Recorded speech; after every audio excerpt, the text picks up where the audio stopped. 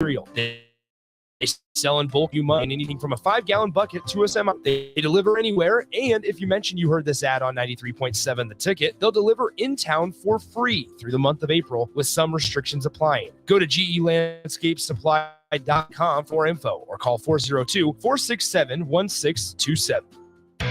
Gather round. This is the Ticket Water Cooler. This is what the greatest thing about sports is.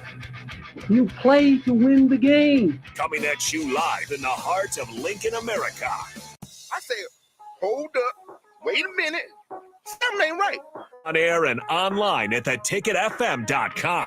Here are your hosts, Jake Bakoven and Enrique Alvarez Cleary.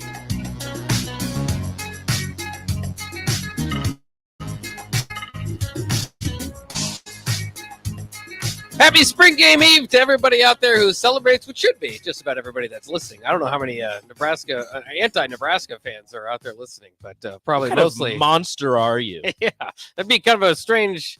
You'd have to kind of torture yourself if you hated Nebraska and listened to Nebraska Sports Talk Radio, but I guess it's up to you.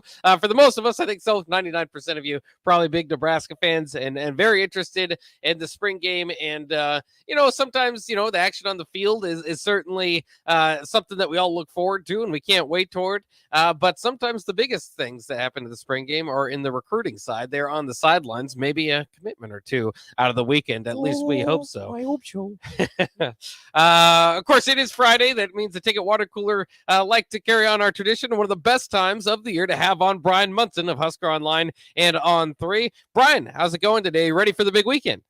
I am ready for the big weekend. We got double spring game action just because I'm splitting duties between UNK and NU. So I'll be UNK spring game 1 o'clock and then DDR recording, watching that as soon as we get done, and then headed down to Lincoln to catch up with some of these recruits shortly after that. So it's a busy weekend. I'm totally prepared. I'm stocking up on my coffee and my Celsius and all sorts of good things to keep me going. Do you think TJ Davis, who is unequivocally the best quarterback in Division II, finally gets the Heartland Hill Award? I hope so. I wished people knew how great of a kid he was. We were just hanging out with him last night at the UNK Loper Backer banquet. He is a wonderful, completely, totally approachable, down to earth human being. I feel like he's gotten out of this whole coaching change that he has had to endure in Kearney. He's a little bit better off for it because he's getting some guys that are a little bit more interested in developing him as a passer. And I think that people would have ultimately just put him into the athlete bucket. He's been throwing the ball, pretty well this spring. And I've been up here all week. I went to Mondays and Wednesdays practice. Very, very, he's the same TJ, man. That guy can tuck it and run it as quickly as anybody I've ever seen before. He's not a straight line 4-4 guy. Where he gets you is that he is decisive and he makes those decisions. He sees the gap and he is gone. They're going to add that element. They need a guy. They need a guy or two, maybe a tight end, a guy that they can put up the seams. But I think that this team has looked very good, and obviously a preseason top 10 team for Coach Held out here in Kearney. Oh, that'd be exciting to follow that along and makes for a busy day for you as well. But I wanted to break in and start talking about, of course, we get to the visitor list here in just a second, but the class of 2025 had their first commitment, Caden Vermoss of Millard North. What can you tell us about kind of his playing profile as a player first off, and maybe why he recruited or committed so early? Yeah, Caden's an exceptional kid. Had a chance to meet with him in February in Omaha. A tough guy, 6 foot, 195, plays the game incredibly fast, whether he's playing as a running back or a wide receiver or as a defensive back. He attacks things. He has such a quick way to get to such a high gear. As a running back, I think he averaged like 9.4 yards a carry. As a defensive back, he was very involved in making plays. They could put him in center field. They could suck him up closer to the line of scrimmage, almost like in the second level kind of thing. He's instinctive and he has incredible athleticism. And really, when you start talking about those two things, those are really what Coach Rule has been looking for. The new evaluation, the new kind of template for recruits it's been really around speed Vermont plays the game incredibly fast. But he's a tough guy. I've mentioned this before. You know, he was a really good baseball player. Hung up the bat, hung up the glove this spring, and he is now training for MMA. Wow. This is a 6 foot, 195-pound guy that's just, he wants to get better. He wants to bring out the conditioning aspect of the MMA, you know, training, you know, into him to prepare himself for next season. I was a little bit caught off guard for how early this is. I mean, it's April of his sophomore year. He has one other offer. He's getting interest from a number of other schools. I just don't think a lot of other schools felt like he'd come off the board this early, but a great get for Nebraska. Was really, truly one of the first guys that Matt Rule and his staff back in early December seemed to really connect with, you know, after he got named the head coach. So Vermont is, I think, a big targeted get for Nebraska. But 2025 class is full with Tyson Terry and Christian Jones. I mean, there's some dudes in that 2025 class for sure, and it's going to be nice to have some in-state flavor starting off the class for the 2025 group. And quickly, I did want to ask you about Christian Jones, because he's kind of, you know, you look at your top 100 of 2025, he's in there for Nebraska athlete. Where is Nebraska kind of early in that process? I mean, I'm sure he's going to get, you know, kind of the Carter Nelson type of treatment where there's going to be lots of different schools after him. But where is Nebraska at early on him? Yeah, top 150 guy, you know, 14th ranked linebacker in the country, number 1 in the state next year.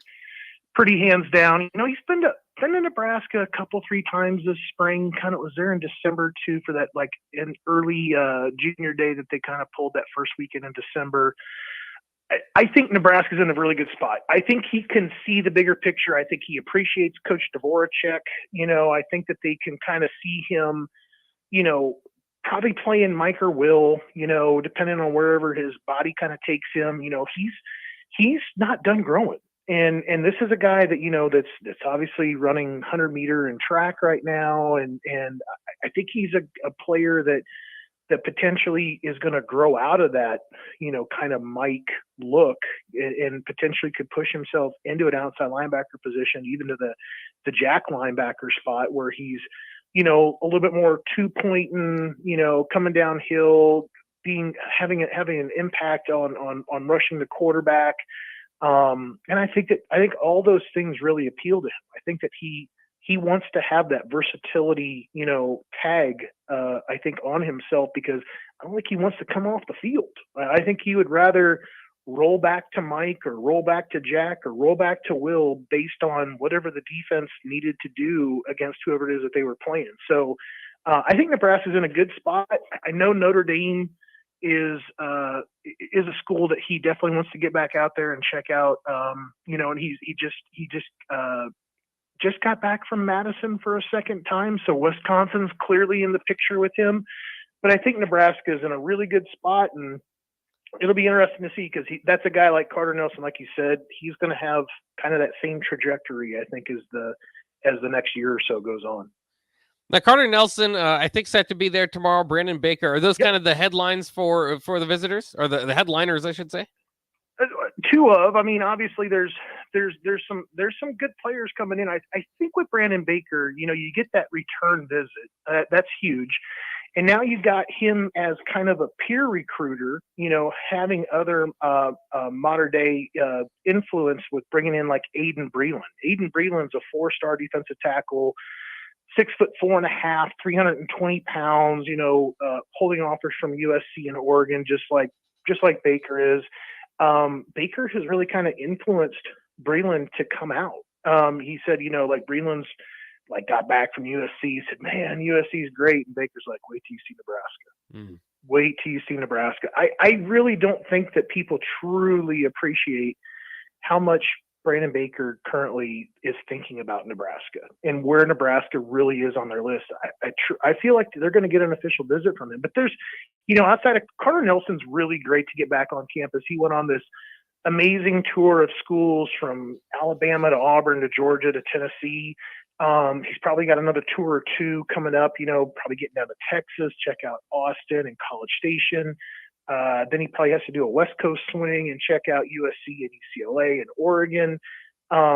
I think Nebraska has to feel good every time Carter shows up back on campus, and I think tomorrow is a big day. I mean, tight end position could be probably the one spot that we would all agree could really shine tomorrow. I mean, if you've got Fedoni and you've got Gilbert and you've got Borkacher and you've got other guys out there that are having good springs, and really you have some really athletic looking dudes there, he could see the bigger picture, very, very quickly. It's what they want to do with the tight end position. So that's very interesting. But, Kamar Mathudi's coming in and Dylan Williams, they're both friends from the Los Angeles area, both 4-star linebackers, which is pretty big because I didn't think Nebraska really hit it out of the park with Ty Anthony Smith last weekend.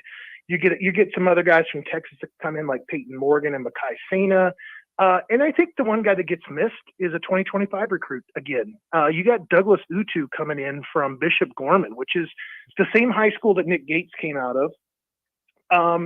Probably could be in the end rated as the number 1 offensive tackle in the 2025 class. You've got him and Baker both in town this weekend. Pretty impressive group that Matt Rule and his staff have set up to visit Nebraska this week. We're speaking with Bryan Munson of On3 Husker Online. And Bryan, I kind of want to go back to the peer recruiting part of it. And you mentioned the peer recruiting, and everybody just kind of takes it as, you're on Twitter and they're replying or retweeting things about other recruits. But not only how important is it, but how good does this staff feel when they have a player who isn't committed quite yet, or they don't know if they will commit, but bringing other players in to see Nebraska? It's a pretty amazing. That's a pretty amazing aspect or trait to ever see. Honestly, I don't know if I have seen it before. It's not coming to me off the top of my head. If I have seen it before too, I could probably hold it up on one hand how many times that's really played out well for Nebraska. In this particular case, having a 4-star number 1 player at his position influencing another 4-star on his own team who's a number in a top 10 at his position, a top 50 player nationally, to follow him this weekend, it's completely unheard of, in my opinion. This really is like one of those great indicators, I think, for how well Nebraska is doing, how well Matt Rule is doing, in just the 4 or 5 quick months that he has been in town. And how well he's gone about doing his job, and how he's reaching out, and how his staff basically are being looked at by these recruits, because that's been the big part. Brandon Baker has really had nothing but great things to say, back to his family and his support staff about the Nebraska coaching staff. That's been the big difference maker for him. So I think that, on top of like having those incredible facilities that are on the way and this opportunity obviously to get on the football field, doesn't hurt. But when you start talking about the job, the actual hands-on job, that's really the credit going back to the coaching staff and how well they're doing with these guys. Now, we all know how we felt after last year's spring game, the 2-hand touch debacle, and coming out of that, how we all felt about it. We're not sure about exactly, some of us aren't sure exactly how some of the recruits felt, but what is the return that you've been getting from some of the recruits after Rule has been saying they're going to play an actual game, and he came out yesterday and kind of laid out how they were going to do this and what exactly they were going to do? How important is it for them for these recruits to see Nebraska playing live in Memorial Stadium?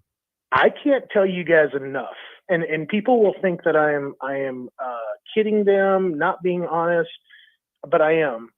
It has been the one thing that throughout the months of March and April, that has popped up the most. That is the fact that Nebraska has been going live at their scrimmages, live quarterbacks, all those recruits that have come in, those practices, those scrimmages, that has been the first thing out of their mouth, that they couldn't believe that Nebraska was doing that. And I'll go one step further. The Nebraska high school coaches and the coaches that have been out there to check those things out have casually been dropping by our website and on our message board on Red Sea Scrolls and popping in comments. And there's a great comment, actually in Tunnel Talk today from Steve Sipple, where he talked to the Columbus Lakeview head coach about what Nebraska is doing and how they're going about doing it. they're trying to really encourage and bring out this toughness, that's there that Nebraska fans identify with when it comes to that team. And they really know or feel like Matt Rule is doing his best to kind of get that to come out through these live practices, through these live scrimmages. And the players have seen it and the recruits have seen it, because the recruits are like telling me last week, that there was a fight and people were running stairs and they can pick up on the intensity very, very quickly when it comes to watching those things. And that's been an ongoing, recurring theme that I've caught from all the recruits I've talked to this spring. And of course, very great list they have coming in tomorrow. Can't wait to see maybe if they get some commitments out of the weekend. But do have to ask this. Of course, a lot of rumblings on Twitter. Dylan Raiola, any update on him? And I guess folks that believe he's got a Georgia lean and maybe even stronger than that. There was a big rumor earlier in the week about how Georgia felt like they were, in line to get a big commitment this week. I think that I feel better knowing that that's probably Ryan Wingo, and that's still a very big strike against Nebraska, because he's one of very few wide receivers actually that have visited Lincoln this summer or this spring, which is kind of surprising. But I don't think that Dylan is really subscribing to that earlier timeline. I really kind of always felt like although I don't agree with it, that he would go through the month of June, probably into July or August, and then make a decision. I always felt like for a school to capitalize on whatever it is that he was going to decide, that they would want him to come off the board either in May or early June, so then they could go ahead and ride the momentum and get the other official visitors to come in during the month of June and try to close out that class. But I think Ryan Wingo was the person that they were referring to earlier in the week. Like I said, a big loss still for Nebraska, because Wingo and Raiola have been talking to each other a lot. They have coordinated about going to places together, even going to Nebraska together. So that would still be a hit that could probably lend itself again to not playing in Nebraska's favor. All right. Always entertaining, always informative. Bryan Munson, Husker Online and On3. We know you're busy this weekend, so thanks for taking some time out of your day to update us. Awesome, guys. Really appreciate it. Have a great weekend. Have a good one, Bryan. All right, there he goes, Bryan Munson, Husker Online and On3. We'll take a quick break here on the Ticket Water Cooler. Be back to wrap things up before the happy hour coming up next on 93.7 The Ticket.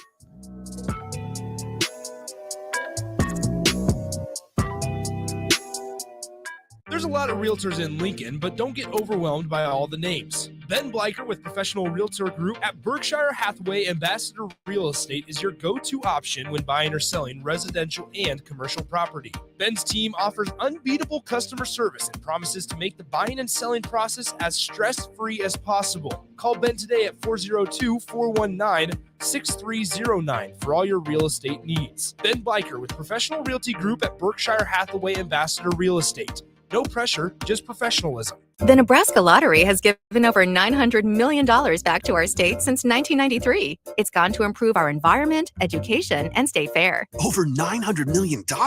That's something. I'll say. Hey, I have a great idea for a commercial. Have someone count to 900 million out loud. That would take 28 years. Not a good idea. I don't know, with a little background music and some sound effects. There's another studio down the hall. Why don't you get started? The Nebraska Lottery, 30 years of building a better Nebraska. The Nebraska Lottery has given over $900 million back to our state since 1993. The proceeds have helped protect and improve Nebraska's environment, funded need-based scholarships for Nebraska students, and maintained and improved facilities at the state fair. That's terrific. You should put that on your website. It already is. Just click on beneficiary in the menu. Then you guys serve food too? Maybe you should get off your feet for a while. The Nebraska Lottery, 30 years of building a better Nebraska. Rashawn Jackson here for Bauer Underground, who has been serving local contractors and utility contractors all across the state since 1997. When you see the black and white trucks, you know the baddest dudes in the business have arrived. Bauer is currently looking for equipment operators, laborers, diesel mechanics, and aerial linemen. Join the brotherhood built on hard work, authentic people, and pedigree of success. Bauer, a family-friendly company who reminds you, go Big Red! You've driven by GE Landscape Supply countless times, likely without even knowing, at 6701 Cornhusker Highway. But now it's time to stop in. GE Landscape Supply sells to homeowners and contractors with a vast selection of landscaping and construction material. They sell in bulk to save you money, buying anything from a 5-gallon bucket to a semi-load. They deliver anywhere, and if you mention you heard this ad on 93.7 The Ticket, they'll deliver in town for free through the month of April with some restrictions applying. Go to GELandscapeSupply.com for more info or call 402-467-1627. Problem gambling is not just a financial